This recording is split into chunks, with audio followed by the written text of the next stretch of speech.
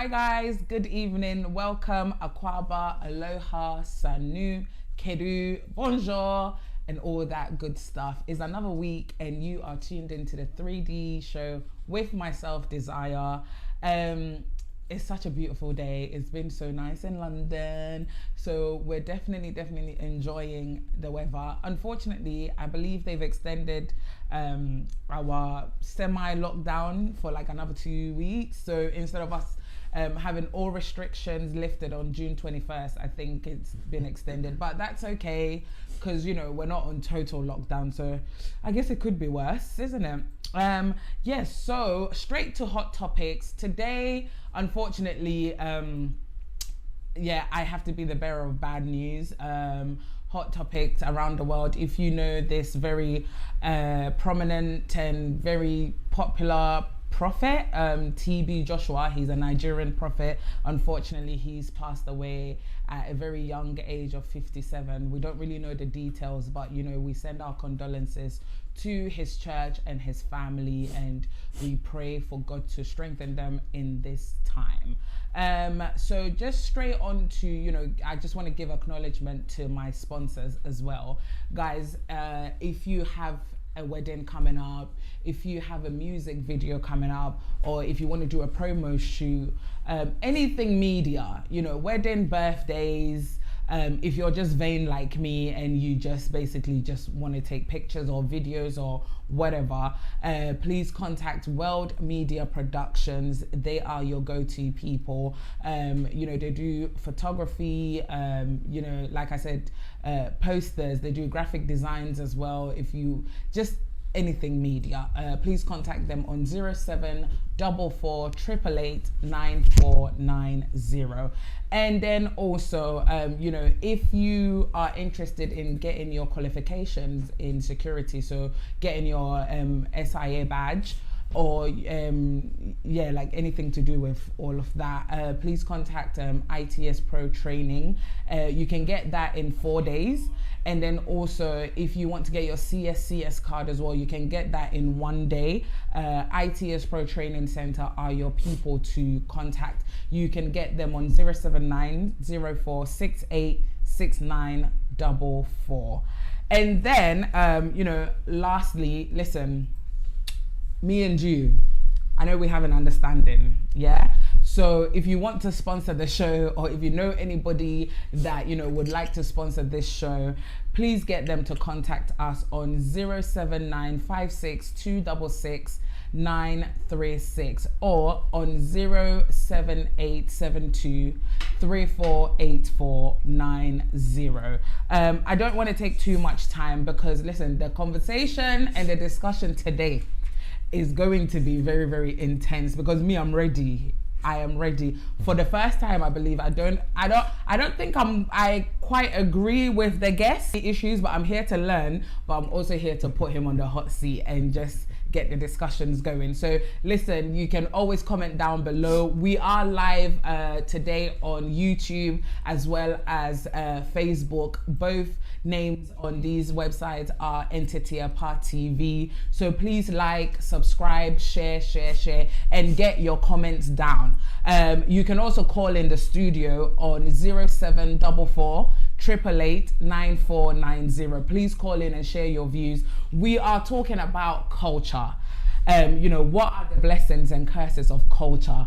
What is culture? Because I feel like it's such an abstract like word. So today, hopefully, we will be able to define what it is, and you know, and also discuss what is so great about culture, you know, and why are people so gung-ho on holding on to their culture, and then why are some people just so ready to just let it go because it doesn't work for them. What's your views? Get ready to comment down below. I'm going to take a very quick break. When we come back, I will introduce the guest, and then we will get the discussion popping. Stay put, we'll be right back.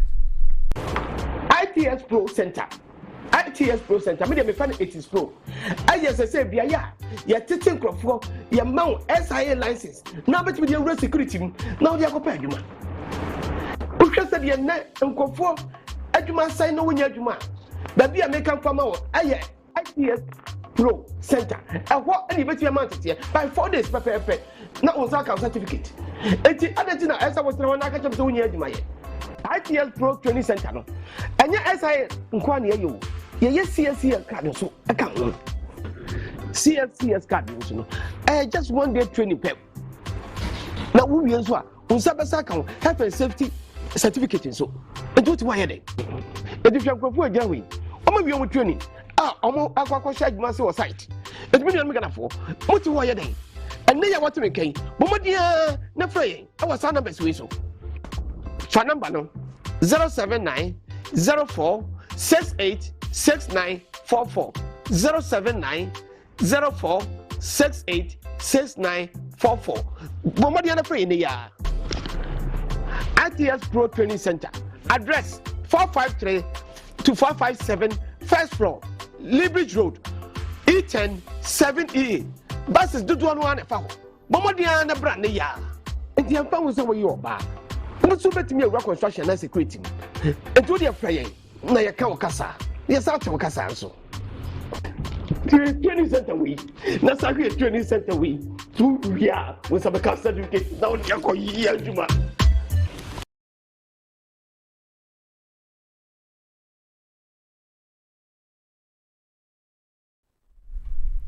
Hi guys, welcome back to the show. You are tuned into the 3D show with myself, Desire, your humble host. I'm not really that humble, let me not lie, because, you know, I'm feeling myself. But yes, you love me all the same, and I love you too. Guys, so today we are discussing everything culture. More specifically, the blessings and curses of culture. I'm so excited to have this gentleman in the studio with me. His name is Isaac Benjamin Nyarko. I hope I'm saying it right, Nyarko. He's an author. I actually have 3 of his books in my hand. So these copies are mine, but I'm ready to give you guys a copy. So if you would like a copy, please comment down below and I will send you one. You know, he's, I guess he's like a man of God, but we will find out today. We will all get to know him today. So, you know, one of the books is The Test and the Victory, and then The Art of Servanthood, Discipleship, and then The Ark, The Flood, and The Rainbow. So, I mean, these are very easy reads, very, very interesting topics. You know, he covers quite, like he has a good argument, but you know, today we are going to get to know him more, and like I said, I'm putting him on the hot seat. So Isaac, welcome to the 3D show. Thank you very much. Thank you. Right, so tell us a little bit about yourself. How did you get into writing? Well, first of all, I want to thank God for this opportunity again. I've not been on Facebook for a long time. Okay. And I'm excited to be back. How I got into writing when I gave my life to Christ. I mean, in the beginning, when I was young, I was good at writing short stories. Okay. You know, even in English, I was very good at English. I was good at writing short stories, short poems. But you know, in the environment where I was growing up, it wasn't seen as something important. You know, I was discouraged. So as I got older, it sort of faded away. Okay.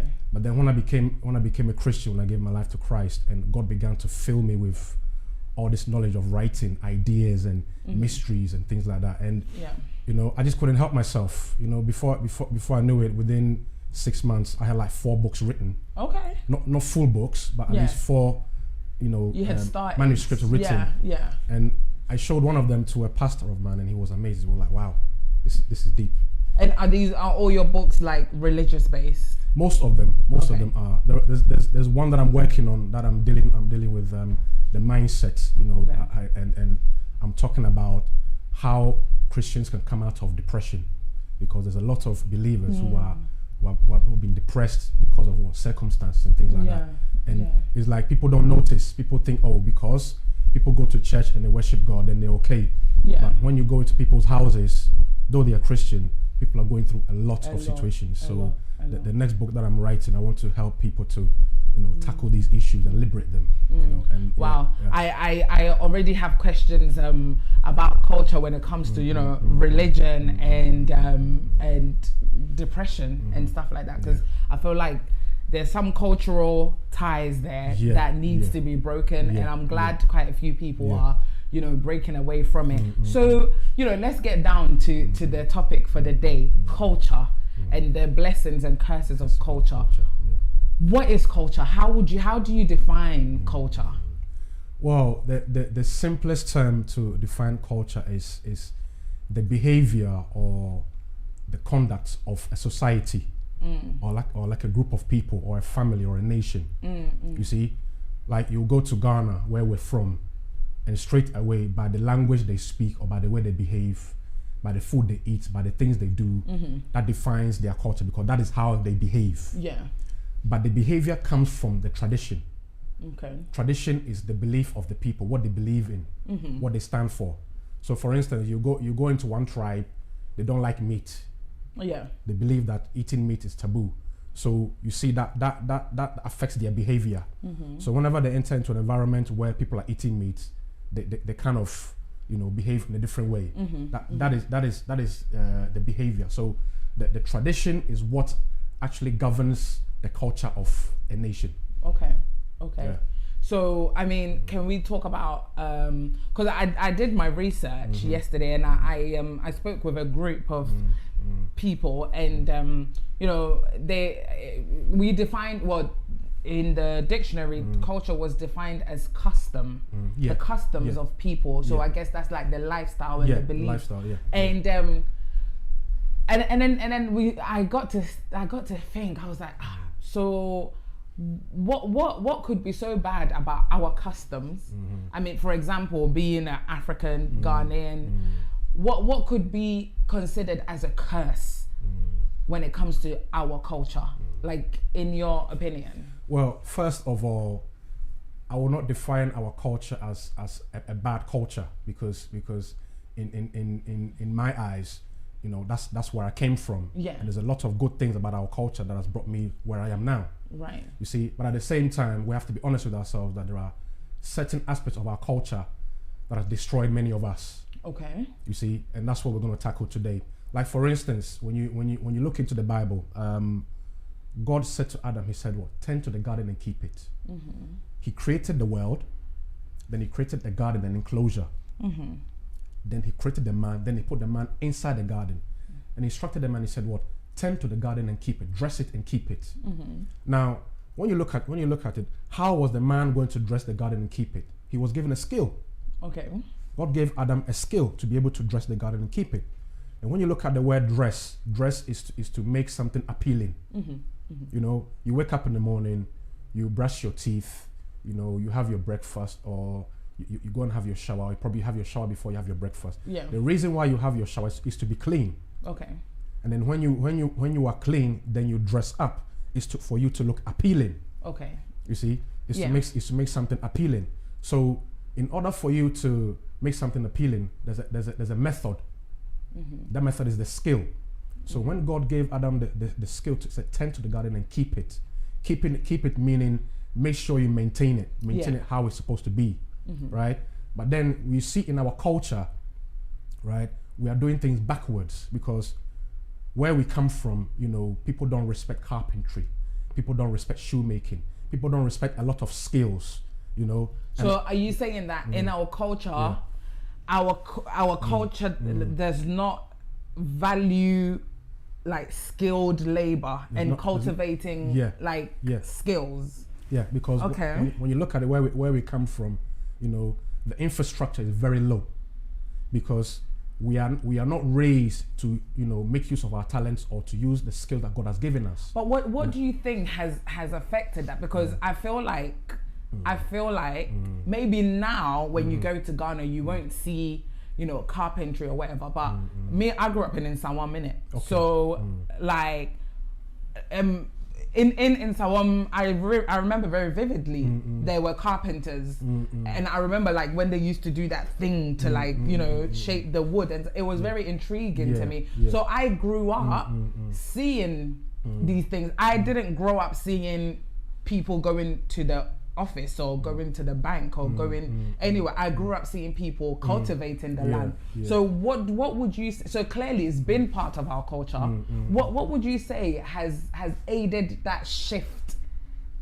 Like, because I mean, and this is where I say I disagree with you, because I feel like before there was education and there was quote unquote civilization, we had all these skills. Would you not agree? Oh yeah, I agree with you, and the reason why I'm saying that is we had these skills. Our great grandfathers had these skills, but as time went on, they neglected these skills. Right. Okay. They neglected the skill. The reason why they so neglected there's been a shift. Yeah, there was a shift, and what happened was, it got to a point where, like, for instance, you said you grew up in Sawam and you saw a lot of carpentry. Right? Yeah, like hand skilled jobs and labor. Yeah. But when I was growing up, right, hand skills were not respected. It's always like, if you're not wearing a suit and you're not working in a bank, or you're not a doctor, or you're not a lawyer, you're not respected. You're not valued. So what are we saying? Are we saying that it exists, but it exists as part of our culture, but now we're moving away from our culture, and we're not respecting it, and we're not valuing our culture. You see, look at it this way: where we come from, right? We have ample amount of resources. In fact, where we have everything we need. Right. We have gold, we have diamond, we have manganese, we have bauxite, we have timber, we have everything. Cocoa beans. Everything. Yet we are the people who always complain accommodating. You see? And the reason why I wanted to tackle this issue is because, like I said to you before, when I was young, I was very good at writing, putting little short stories together. But I was discouraged growing up. I was told it's not good enough. I was told that's not good. What's that going to do for you? Yeah. There's no money in it, right? Meanwhile, when I was in school, I had to use books to learn. Yeah. We had to use books in order to do our exams. And who wrote those books? People wrote those books. And the amazing thing is, we did not value our own system, because when we see that, okay, a book has come from abroad to Ghana, we value it. We see, this thing is from Japan. Oh, this thing is from America. We value it. But yet, we have the same skill to even write books to also teach our own children, but we don't do it. You see? Yeah. And I agree with you on that, where we tend to not value our own. Yeah. But we value like that of other people. The outsider. Yeah. You see, and when you ask yourself, why is it that other nations are always prospering and we are not? Because we don't use our skill. Because look, put it this way, you come to England, and the very job that we don't want to do in Ghana, you come to England and that's the job we have to do to earn money. Yeah. You see, and if you were to give that job to someone in Ghana, they'll reject it, and they'll even laugh at you. The reason is because we have grown up with that system where the very thing that God gave us to use to put food in our mouth, we reject it, we don't want it, and yet we complain that we're starving. You see, and that is the negative side of our culture. There are many positive sides of our culture. Would you say it's fair to make such a blanket statement, or because from what you're saying, I'm thinking like, would you not agree that I guess it's like the mindset of the people, because I feel like if we go back in history. Our culture, like our people are hardworking. Yeah. Our people are, like you said, they cultivated the land because that's all we had.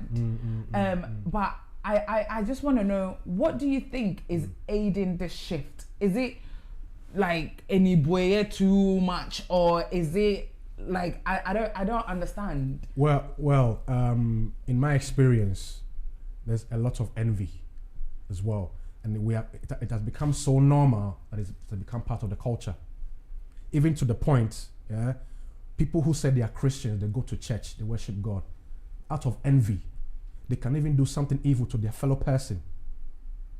Just because they see, or maybe the person is prospering, or maybe the person is going forward, or the person is doing something that can bring about a change. They see it and they become envious, and out of that envy, they want to even do something to sabotage it. Sometimes even to the point where they even go and tarnish the person's name. They'll even gossip about the person. They'll fabricate something about the person to make the person look as bad as possible. You see, and it has been done so many times that now it has become normal. So even someone will go and do it, and it's not a problem for the person. It's because it's normal. You see what I mean? Okay. Yeah, and it has become part of the culture. Like we're discussing the other day about the two young boys who went to murder the 10-year-old boy for money. This Sakawa issue, and when you think about it, is that our culture? Because I refuse to accept that murder is part of our culture. No. I'm not saying murder is part of our culture. But greediness. But yeah, the point I'm trying to make is, you see, these two boys who went to murder this young boy, right? I don't know who raised them. I'm not going to criticize anybody. Yeah. But put yourself in that situation where, if they had the opportunity to be educated, for them to be taught that they have something, they have a talent, or they have something amazing in them that they can use, they can transform the world. You see, because they've grown up in an environment where, you know, they are taught to think that whatever they have is not good enough. Yeah. They are raised to think that nothing good can come out of them. Right. They are raised to think that even if they do something, it will not amount to nothing. Unless it's from abroad and it's not good enough. So you can imagine these children grown up in an environment, even though they are young, they've grown up in an environment where they think there's nothing else we can do apart from kill someone to make money. But okay, so I get what you mean. And guys, if you're just tuning in, you're tuned into the 3D show with myself, Desire, and in the studio we have Mr. Isaac Benjamin Nyako with us. He's an author, he's a motivational speaker, and we are discussing culture and the blessings and the curses of culture. So, you know, So if we want to talk about this, and we've defined culture as the customs of a people, the customs of the Ghanaian is not envy. The customs of a Ghanaian is nyonkobo. I don't know if I'm saying it right, but you know, brotherhood. You know, and all of that. However, I would like to argue that there are certain things that have been introduced to us that are shaping and reshaping our culture. Namely religion. You think so? Namely religion. Feel free to disagree with me, because I'm not here to agree with you. We're here to, you know, educate each other, you know, because I feel like religion, and I'm not saying Christianity, I feel like religion has brought division. You know, and religion has brought confusion in many ways. And you know, and then education, Western education has brought a lot of inibweye, and you know, that has now, I feel like is affect. There are positives to it, but it's also affecting us very negatively. And then also technology. I mean, in this generation, technology has literally, it is attacking our culture. You know, to the point where slay queens and all of that, it's not in our culture to be showing your bodies. I mean, even I went to Ghana once, and just by mistake, my beads was showing. I had a stranger putting her hand down my trousers. And I was like, what are you doing? You know, you're violating me. So it's not in our culture to expose our bodies or whatever. But things like technology is attacking our culture. And that's like, I feel like these are the things that are bringing, you know, all these changes, especially when it comes to these boys. Before I proceed, our topic was to talk about the blessings and the curses of our culture. And you mentioned about brotherhood, right? It's very important because obviously in our culture, where we come from, you know, like you said the other day, it takes a village to raise a child. Oh, right? Somebody, Grace Pepper said is Yonko Biakoye. Bakoye. What? Oh, she said Biako. Okay, Bakoye. Okay. Oneness. You see, and I remember when I was in Ghana, you know, I wouldn't dare do something wrong, because if even if my mom is not around or my dad is not around, my neighbor would take charge. Yes. You know, our neighbors would take charge. If we misbehaved, you know, they didn't have to come and tell our fathers. They will call us into their houses And discipline you there, us, yes. right? And that is what we grew up with. And that is one of the aspects that I took on board, because that was a blessing. Yeah, it was a blessing. One of the blessings of culture. Yeah. Because what happens was, when you grow up in such an environment, it makes you respect everybody. Of course. Not just your mother and father, or not just the people in your household. It makes you respect everybody. Yeah. Like when I was in school, I wouldn't dare say something against my teacher. Of course. Because you knew what you were gonna get. Yeah. You know, I wouldn't dare go late to school, because you go to school late. You know, you were disciplined. If you didn't brush your teeth, you were disciplined. But then, would you say that the curse of that blessing is also timidness? It depends. Timidity. It depends. Okay. The reason why I said depends. Timidness is not a word. Oh my God, I'm so sorry, guys. Timidity. Yeah.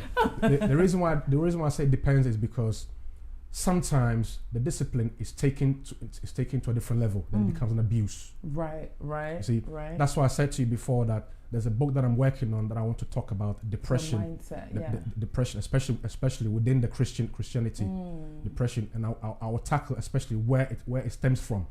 Okay. There's always a source. You see, timidity. There's always a source to timidity. Yeah. I know people who have been broken and shattered to the point where even when they see something good, they think it's too good to be true. As a result of our culture. Yeah, they think it's too good to be true. So they reject it. Right. And you have to push them and persuade them for them to eventually understand that this is actually good for you. Good for you. This actually come to restore you, because they have been so broken, so shattered that they don't see anything. They don't even think they're good enough. So can I ask this? See? Yeah. Who defines what culture is?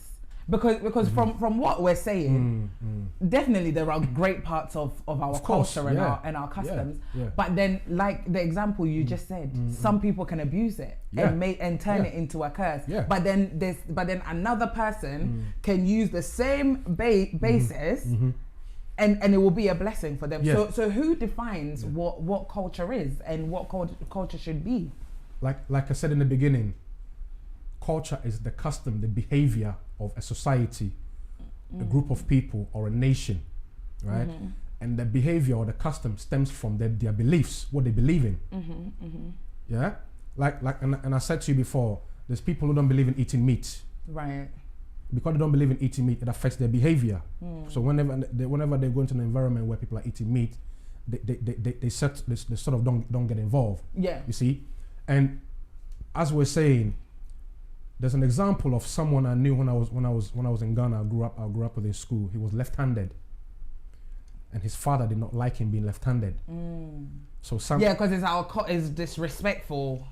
Well, me personally, I don't think it's disrespectful. Is that culture or is it just belief? In certain tribes, in my experience, when you're left-handed, they think it's a problem. And I remember when I was young, this guy's father will actually tie his left hand. He would tie his left hand around his body, so his left hand will be like that. He won't be able to use it. But what's the reason for that? Is that culture or is that his belief? That was his belief. Okay. You see, that was the father's belief, and because it was his father's belief, it affected his behavior. And in terms of that behavior, he was passing on that same behavior into his son. So eventually, it will become the culture of that. That's right. Group That family. Of people. Okay. You see. Okay. And that boy was so intelligent. When I say so intelligent, it's like you ask him a question and he was able to answer. But you know, eventually, as the boy grew up, right, all that courage and that tenacity died away because his father's mentality or his father's influence broke him down. Right. Because his father was trying so hard to get him to use his right hand, but God made him a left-handed person for a reason. Yeah. You see, but the mindset of the father did not allow the boy to be who he was created to be. Yeah. So as a result, that turned into abuse. But you see, in those days, we didn't think it was an abuse because to us, we think, okay, the father is trying to discipline because the it's child. our culture not to question our elders. Yeah. You see, and it was when I came to England, then I began to see certain things and I realized that, wow, you know, actually, there's some things that we're doing that we shouldn't be doing. We're actually killing our generation. Okay. You see, and to even buttress what I'm saying, I've actually asked him permission. So I can talk about his story. There's a friend of mine who had an idea to build a factory in Ghana to generate jobs, you know. And his father was always pressuring him to get married. Oh, go and get married. You want to go and build a factory in Ghana? It won't work. You know, the people in Ghana are going to spend your money. And, you know, every time he was trying to discourage him and eventually pressured him to go and get married. Goes to get married. And obviously being married, he had to go and, you know, get this particular job. And eventually got to a point where he had to do 2 jobs because they had twins. And it got to a point where he even discovered that the twins were not his biological children. You see, discovered that the twins were not his biological children because the woman was also being pressured by her family to marry the son because the family knew each other. So the father was pressuring his son to marry his friend's daughter. The friend was pressuring his daughter to marry the son. Yeah. You know, so it became an arrangement between the families. Now, it got to a point where he couldn't go and build a factory in Ghana. He couldn't fulfill his dream. He couldn't fulfill his destiny because his main aim was to build this factory in Ghana to generate jobs for people to use their skill. Yeah. And when you look at it, if people are working in that factory, whether they're getting paid a lot of money or not, they'll be able to pay their rent. Yeah. They'll be able to put food on their table. Of course. They'll be able to, you know, have ways and means of a livelihood, a lifestyle. Yeah. Plus, they're also using their talents and their gifts. And from building that factory, who knows that he was going to be able to, you know, expand to do other things as well, which was going to actually transform. He would have just been fulfilled as a human being. Yeah. You see, and I feel like that's enough. Yeah. And he would be able to use that as an opportunity to transform, maybe not everybody, but transform the community. Yeah. You see, but because of the influence of his father and his mother, I'm not saying marriage is a bad thing. Marriage is a beautiful thing. But in this context, he was pushed into something that he wasn't ready for. Something that and that's due to culture. The culture, you see, and eventually, because when he discovered that the twins, the boys, are not actually his biological sons, he fell into depression. It broke him down. Just depression. It broke him down. Yeah. It broke him down. People go crazy from that. Yeah. To the point where now he has to take medication just to sleep. You see, so from that story, that tells us the curses of the culture, the detriment of the culture, how far it can go, the darkness of it, even to the point, I know someone personally who committed suicide because of influence from his parents. Yeah. You see, but then on the other side, there are many blessings in our culture. There are many things that we can take from our culture that, you know, has brought us this far, has turned us to the people we are now. You see, so like I was saying to you before, this is sad. Yeah, the book that I'm working on, one of the reasons why I'm working on that book, because I've done my research. I know people personally who have gone through situations where they've nearly took their own life. So what would you say is the answer to this? Because, like, from all the examples that you're giving, I feel like these are individual choices. Yes, it might stem from culture, but ultimately, would you not argue that it is your choice because it's your life? I get the pressure, you know, and all of that. But what would you say is the answer? Because the pressure is a lot when you're getting it from all angles.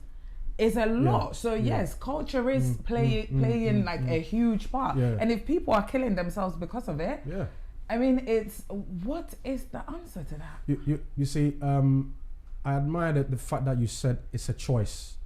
However, where we come from, we are raised not to have our own choices. Yes. You see? And that's a curse. And this is why I asked you, you know, does you know, all of that, it takes a village and everybody's on you, does that not encourage timidity? It does. To the point where you're constantly questioning yourself because there's always someone there to who, because of their age, they have much more authority over what you want, just because they're older than you. It's like, how does that make sense? You see, and that is one of the reasons why, I'm not saying everybody in Ghana, but from what I've seen, majority of the people from our culture, we grow up not being able to do anything, not being able to fulfill our destiny, because we grow up in an environment where we are not even taught, we're not even raised to know even what our choices are. Yeah, of course. So, because you have to do what your mom and dad says. Yeah. As long as you live in my house, I pay your school fees, you're going to study the subjects I want you to study. You see, so even if a child is growing up in an environment and that child has an ability to even invent something, or even invent a mechanism that can transform the village, or even invent a medicine that can cure sicknesses, because most of the time that child is raised in an environment where he doesn't even have a choice but to do what the family says. He has no choice but to throw away that gift that was given to him by God. So many times they don't even know what it is. Yeah. Because they're not trained to tap into it. You see, now there was I think a few months ago I was watching this program on YouTube about this young boy who managed to make his own vehicle in his neighborhood. Yeah.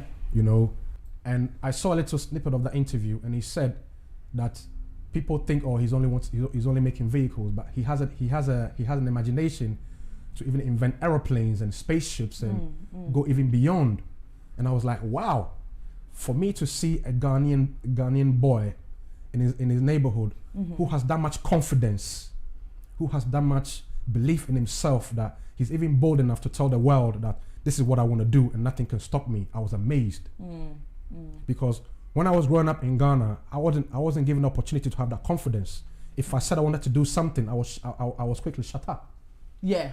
Because you're too know. Yeah, what do you know? Okasa too much. Yeah. You know, and then it will get to a point where you think to yourself, okay, maybe I talk too much, or maybe unfortunately, or maybe, you know, I'm not going to be able to succeed, or maybe they are right. But this is the story of many people. Yeah, you see. So when I began to write books, God began to it got to a point where God began to show me snippets of my childhood. And I began to use that as a platform to stand on. And there was a particular incident when I was young where an adult tried to attack my sister. I was young. We were on the way to school. Yeah. I almost mentioned his name then, you know. And when I was growing up, I had two elder sisters. It took a while before my young brother was born.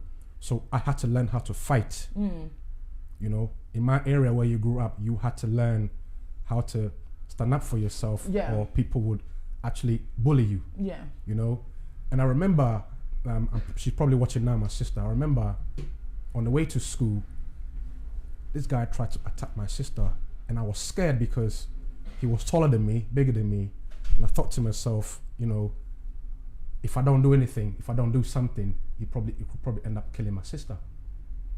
You see, so it got to a point where I had to do what I had to do. But from that day, I had a bit of confidence because I realized that no, all along the things that I was raised to think that I couldn't do, or the things that I was taught was impossible, are actually possible. Yeah. But it's because, you see, we are raised in an environment where even the simplest things we are told, no, it's not possible. Oh, nothing good can come out of it. Please repeat that. You see, that's why I was saying to you that there's some people that are so broken because of the experiences they've been through. They are so shattered and so damaged that even when you put something easy in front of them, or something in front of them that is supposed to restore them, they think it's too good to be true. They shy away from it. So again, what is the answer to this? Because we can sit here and give so many examples of where it's going wrong. What's the solution? There are many solutions. It's not just one solution. The solution, like you talked about Yankodo and oneness. There are people in Ghana who are passionate about that phrase. They actually live by it. And when you actually go into the environment of those people, you see that they are prospering. Okay. Because they understand the concept of brotherly love and sisterly love. And they understand the concept of oneness, bringing our gifts together, or bringing ourselves together, regardless of where you're from, regardless of who you are, what you've been through, what you've done. You know, they have that concept. And when you enter into a group of those people, you realize that they actually help you to build that confidence in you. Right. They actually teach you to discover that spark in you, that gift in you. Yeah. And they're actually happy to help you. Yeah. You see? Okay.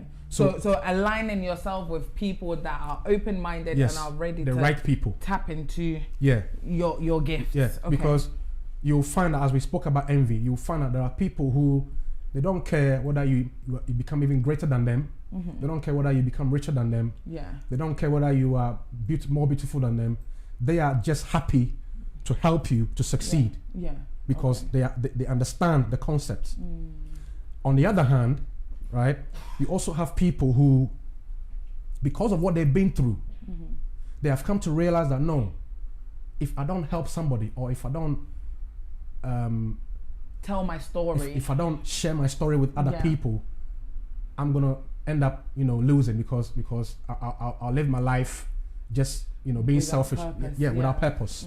You see, so one of the answers I'm gonna give is that it's also good to find people who have been through it, who have been damaged, who have come to a point where they've realized their mistakes and they are willing to share their story to help somebody else. Okay. You see, and I'm grateful that I've come across people in my lifetime. I've come across people who said to me, you know what, I should have done this when I was young, but I didn't do it. Yeah. But when I met you, I realized that you are a good guy. You are talented. You are you are passionate about your gifts. So you know what, I want to help you. Okay. Because I remember when I was your age, and I had the opportunity to do something with my life, and I didn't do it. You see, so that's one of the answers, is to find those kind of people who have been broken because of the mistakes they made, and they are willing to rectify that mistake by helping you out. Okay. You see, but me personally, one of the most important answers I'll give is God. Because I believe in God. I believe in God 100%. Anywhere I go, I make sure that people hear about God, because if it wasn't for God, I wouldn't be here. If it wasn't for Him, I wouldn't be alive today. Yeah. And maybe one day we'll go into that story. I have a lot of testimonies. Yeah. So the main answer I will give is, whoever you are, wherever you are, I know that sometimes it's easy to say, because there are people who are in environments where they don't know God. So for me to say, oh, turn to God, they're thinking, okay, what do you mean by turn to God? Yeah. You see, that is why I write books, because I could be somewhere, someone could be 1,000 miles away, will probably get my book from Amazon or wherever. They'll read my book, and then maybe they can understand who God is and where to find Him. Yeah. Yeah. Because you could see someone on the street and say, oh, I want to talk to you about God. And if they don't know who God is, they'll look at you thinking, hang on, what's your problem? This? Yeah. So sometimes it's good to take time to be patient with people and explain to them who God is, where He is, who He is, and why it's so important to seek Him. Yeah. Yeah. You see, another answer I would give as well is for individuals to look within themselves. One of the things that helped me to discover my gift was, sometimes I'll be walking on the street and I'll look at someone do something. I'm like, why is he doing that? Come on, you're a grown man. Why would you behave like that? And that made me begin to look within myself, and I realized, okay, I have a problem with this situation because maybe God gave me an ability to fix it. Okay. You see, maybe God gave me an ability to fix people's minds. That is why He gave me the gift to write books, so that when people read my books, their minds will be transformed. Right. Or maybe when someone is timid, or maybe someone has broken down, maybe the person is depressed, or maybe the person has gone through a traumatic situation or traumatic experience in their past that has sort of shaped their life. And by reading my books, they can get some sort of encouragement, or they can get a sort of innovation or inspiration to break out of that cycle. Yeah. You see? And like I said, when I began to look within myself, I began to understand why God created me the way He created me. I began to understand what my gifts are and how best to use them. Right. And when I began to look within myself, I discovered a different person. So which parts of the culture, our Ghanaian culture, works for you? The parts of the Ghanaian culture that works for me is the fact that respect elders. And the reason why I respect elders, even though I've been in this country for a while, I respect my elders. Yeah. The reason is, there's always a wisdom in an adult that you can't find in a child. Even though a child also has his own wisdom, Yeah. but the wisdom of an adult, you can't find it. It's like cooking food, right? You've just cooked the food. It's not cooked yet. You're cooking it. It's not cooked yet. the taste will not be the same. It might smell nice. It might smell nice, but the taste will never be the same. Yeah. When the food is cooked and done, and is left for a few minutes to cool down, just that little temperature cool down, and you taste the food, the taste is different. But when the food is being cooked, you smell it, you're like, it smells so good. You taste it, you're like, hang on, it doesn't taste so good. So the wisdom of an adult is more potent than the wisdom of a child. So me personally, there are people that I confide in. There are people who are older than me, who are more experienced than me, who I confide in. And every time I confide in them, I get an answer. I get something that pushes me forward. You see?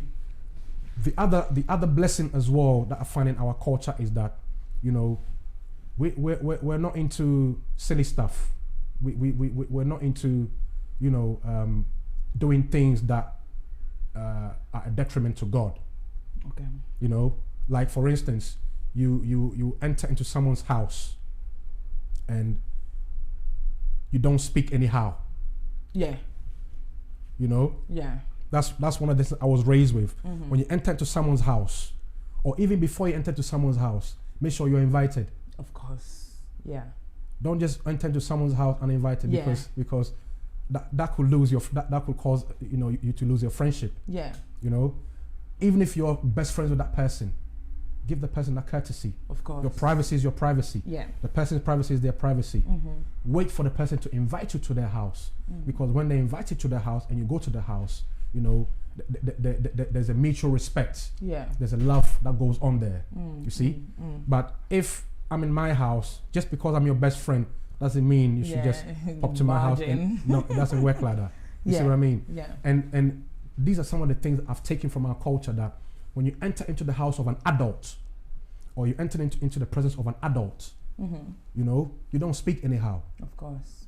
Even if you're allowed to speak, you be careful what you say. Yeah. You see? And probably my father's watching right now. He's 84 now, God bless him. Oh. Sometimes I'll pick up the phone and I'll call him. And maybe he doesn't know, but every time I speak to him on the phone, I hear his voice, I shiver, I get nervous, because I'm like, I'm talking to my dad. I'm talking to the man who raised me. I'm talking to the man who smacked me when I was wrong. There's that reverence for elderly. Yeah. And I feel like that's one part of our culture that I really appreciate. Yeah. Because when you come to, like, you know, the Western culture, they don't value their elders, and you know, it makes me sad, because you know, you see them, they're old, they just throw them in old people's home. Whereas is it in our culture to bring your elders to live with you, because they can impart that wisdom onto. So I agree with you. I remember where I grew up in Ghana. There was a guy that I looked up to. He was actually a soldier. I looked up to him. And actually, I think now he works in one of the prisons in Ghana. And I looked up to him so much that sometimes he'll pick me up and put me on his bike. I was scared, but he put me in front of his bike and he'll ride. Though I was scared, at the same time I loved it, because I looked up to him. Yeah. He was like a big brother to me. I didn't have a big brother, I had big sisters. I had a little brother. Yeah. So I was longed for that big brother to teach me certain things. Yeah. Because my dad was a soldier as well. He traveled a lot.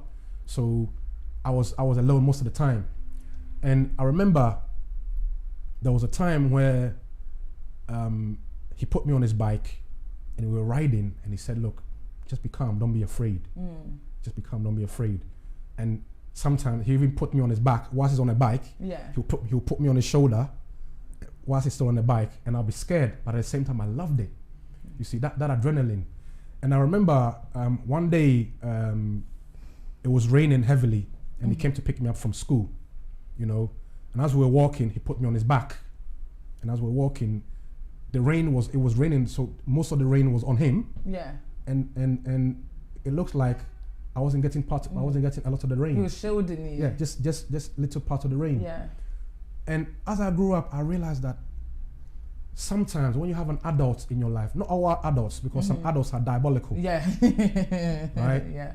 In my experience, some adults I would love to, you know, give them the ones over. But in my experience, this guy, when I think about it, I realized that sometimes when you have a particular type of adult in front of you, they show so many things from us Yeah. that we don't even realize. That's the role they're supposed to Yeah. play. Yeah. They take so much pain for us. They go through sacrifices. They go through serious experiences that we don't realize until we get older. You see?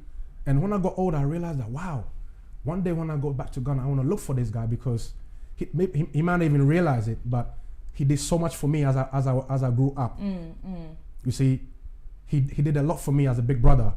And I realized that sometimes when you're growing up, when you have a particular type of adult in your life who loves you, who cherishes you, who's prepared to take care of you, who's prepared to see you grow to become the person you to be, that in itself is an amazing blessing. It's a blessing. It's a blessing. It's an amazing blessing because I remembered him putting me on his back and raining and the rain being on all over his body. Yeah. And I was only That's getting... such a insignificant thing, but then is played a huge part in how you relate to. Yeah.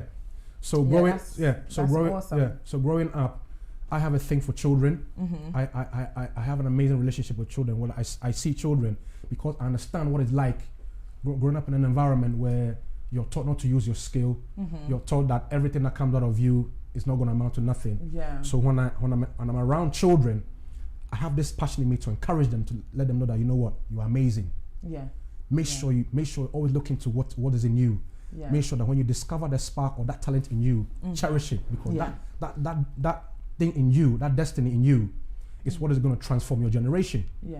Right. Yeah. And I remember I was talking to a youth. I think in January. Yeah. You know. So we let this be the last story. Sure. Okay. We can talk. I'm definitely going to invite him back, guys. But the time we're over the time. Okay. But yeah, please go ahead and then we will wrap up because the time is going. Yeah.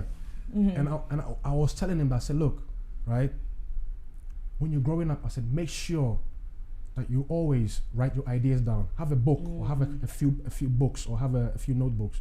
Write your ideas down and pray about them. Don't show it to anybody. Yeah. Because there's some people around you, guaranteed they're gonna tell you, hey, Masa, this thing is foolishness. Shut it down. Shut it down. It's not gonna work. They'll discourage you.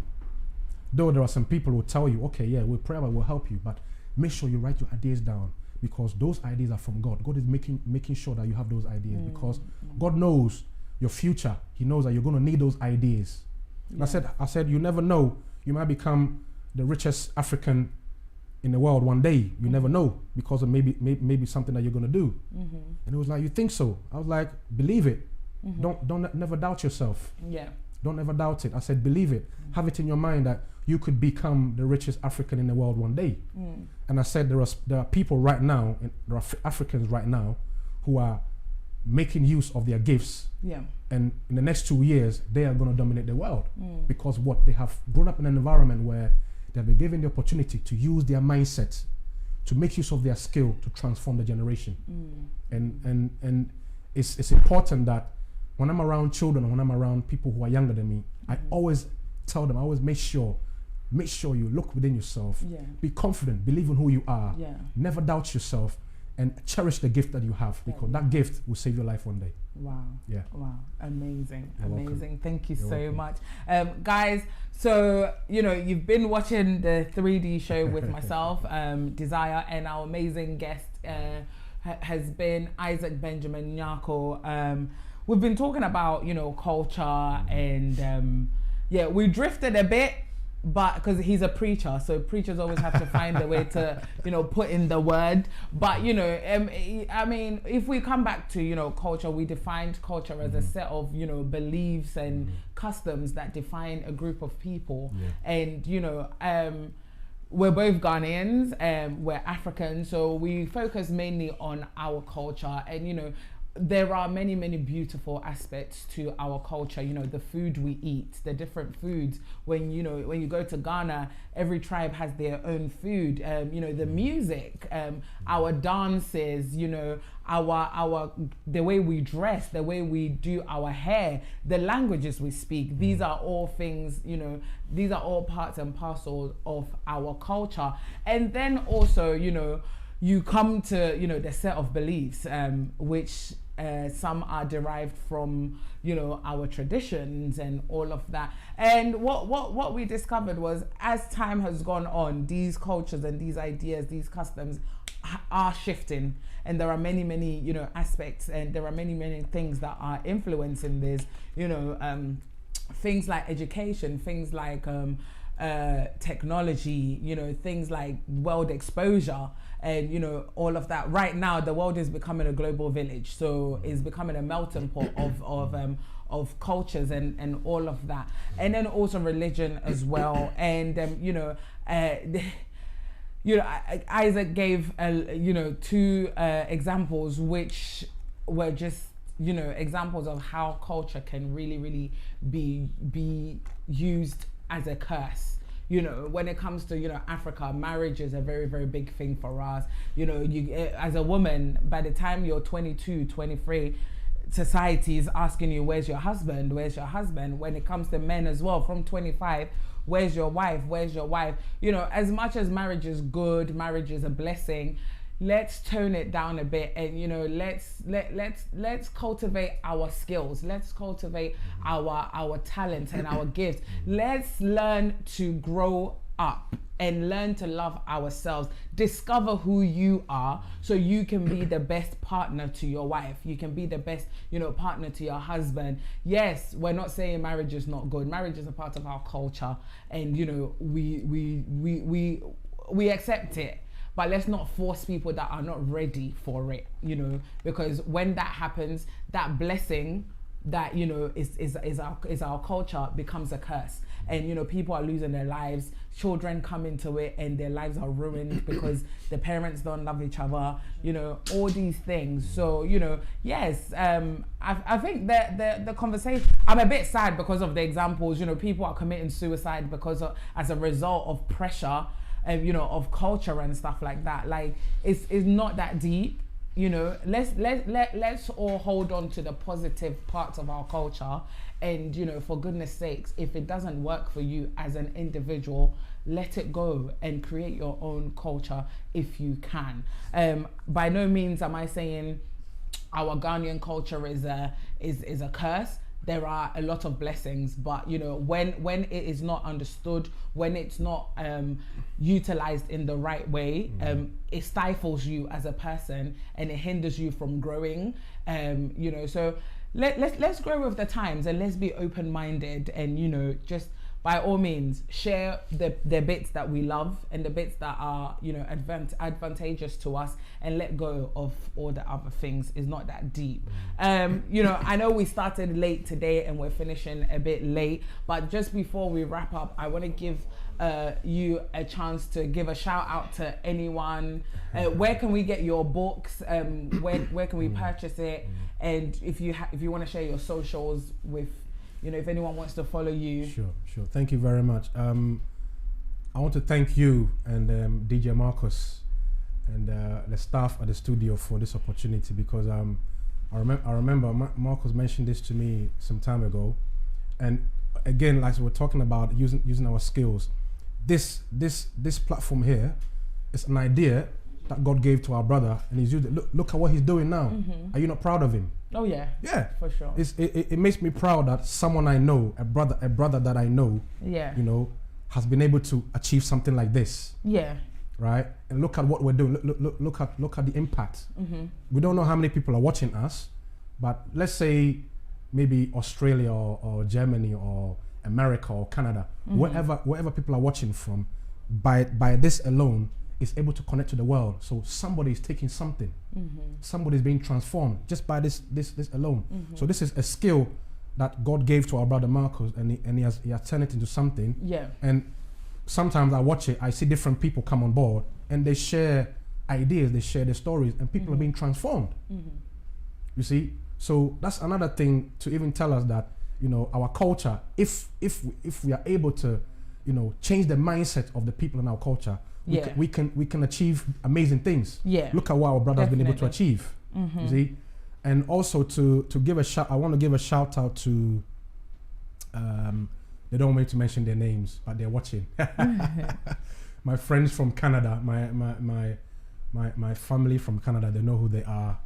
Thank you all for your support. God bless you all. I want to also give a shout out to my dad, my mom, my sisters, my brother, and Bishop Tufor, Brother Bedford. There's so many people that I could mention. I could go on and on. Yeah. Give a shout out to you as well for for giving me this opportunity, and thank you very much. And I think my books, people can find them on Amazon. Okay. They can also go onto the website Jesus Joy Publishing. Okay. JesusJoyPublishing.co.uk. They can go to the website. They can also go onto Waterstone's website or Nielsen Books. Okay. And I think this year it's actually expanding. We're actually putting the books into more websites. So very soon I'm going to be very rich. Amen. Hallelujah. Yeah, Amazon. I think Amazon is the easiest platform to get onto. You know, but if you prefer to go into Jesus Joy Publishing as well, you can get the books from there. Yeah. And you can also read a bit about me as well in the book. You know how I started, and you know, I'm also on Facebook. Isaac Benjamin Nyarko on Facebook. Yeah. You click the name, or even click your name. You can find my name on profile. And then also on Instagram, I'm on Instagram as Ike Ebenezer Revealed. Okay. Ike Ebenezer Revealed. And you click it, you see my picture there, you see my name. Or even if you go on Instagram, you click my name, Isaac Benjamin Nyarko, it can actually lead you to that. Instagram. Yeah. Okay. I'm not very good at Twitter and all these other. I want to stick to Facebook and Instagram. I don't want to be too social. I'm a private person. I love my privacy, so I don't want to be too much into this social media and all that kind of stuff. Okay. Yeah. Let's limit it. You know.